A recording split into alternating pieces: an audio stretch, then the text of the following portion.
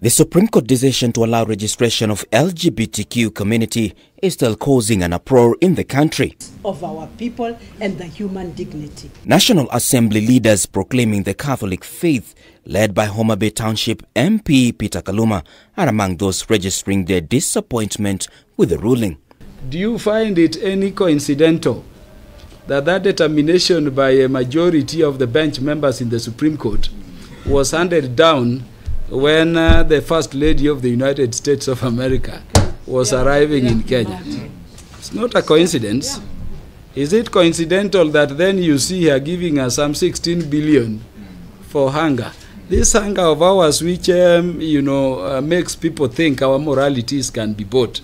At no time in history of our country has a foreign culture and practice been forcefully imposed on our society using courts of law, money, activism, and other methods available as is happening today. Kaluma says that he is ready with his bill, which recommends not only arrest of suspects, but a life sentence or severe punishment.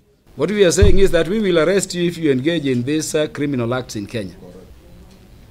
And when we take you to court, we will give you your right to fair hearing. Yeah, that's the fact.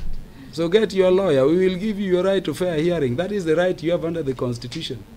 We shall go whichever heights possible, including further constitutional amendment in Parliament at all referendum if necessary. The MP says that owing to his intentions to criminalize LGBTQ activities in the country, he has already received threats. I've been receiving a lot of prayers through my phone, and as I do so, I've also been receiving a lot of threats from people who are pushing this demonic agenda. The bill's intent is to strengthen Section 45, subsection 2 of the Constitution, which bars same-sex activities. We want to deal in our bill with those people who are promoting, with those people who are aiding and abetting, the people running those sacred places for such purposes.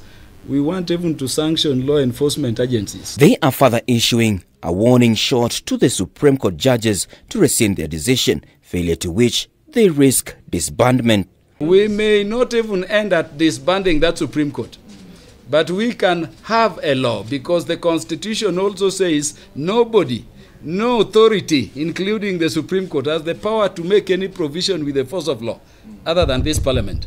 Religious bodies have also thrown their weight behind Peter Kaluma's bill, arguing that it was time that leaders shelved their selfish interest in favor of the country's morals. Watoto wetu wako kwenye hatari kubwa sana. Sisi tena tushakwisha, lakini watoto wetu jamani. Tutajaribu kutafuta saini za watu wote wa Kenya na kupelekea wabunge wetu, judiciary and parliament, to listen to our voice, not only as a church, but as a Christian context. They are threatening to hold demos in a bid to push the Supreme Court to heed to the call to revise their ruling.